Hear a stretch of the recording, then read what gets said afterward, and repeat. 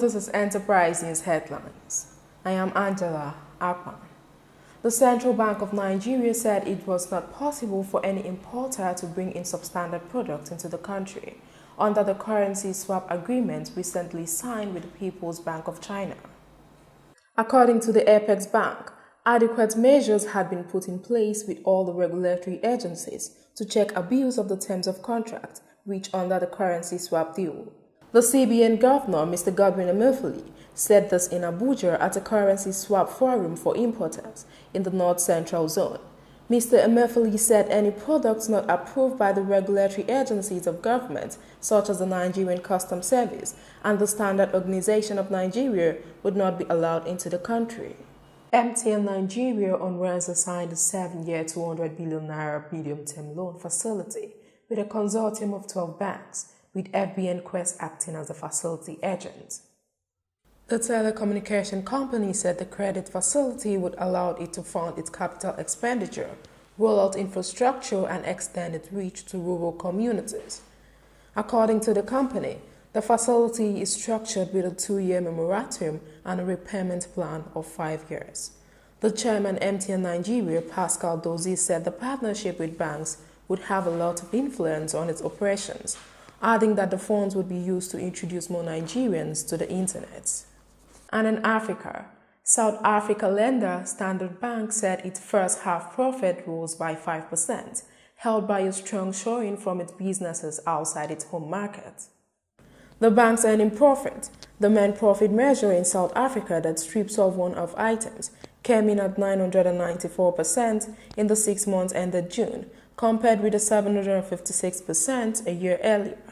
Report reveals South African banks have struggled to grow lending at a faster rate in their home market, as a stagnant economy, joblessness, and high personal debt levels hit investment and spending. Non-interest revenue rose 8% to 22 billion rand, while net interest income, a measure of lending profitability, rose 1.3% to 29.1 billion rand. Still on the African continent, Tanzania's small and medium enterprises have been called upon to prepare and use financial statements in their activities to help themselves in decision-making and business plans.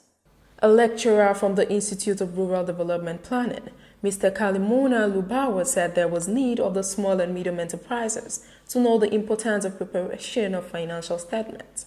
Mr. Lubawa said integrating financial statements into the decision-making process enables entrepreneurs to evaluate the risk implications and financial consequences on their decisions. He explained how to understand the importance of financial statements can better analyze the impact of their decision on risks, liquidity, and profitability. And on the foreign scene, B&Q owner Kingfisher saw a 1.6% in like-for-like sales during the second quarter, helped by recent warm weather.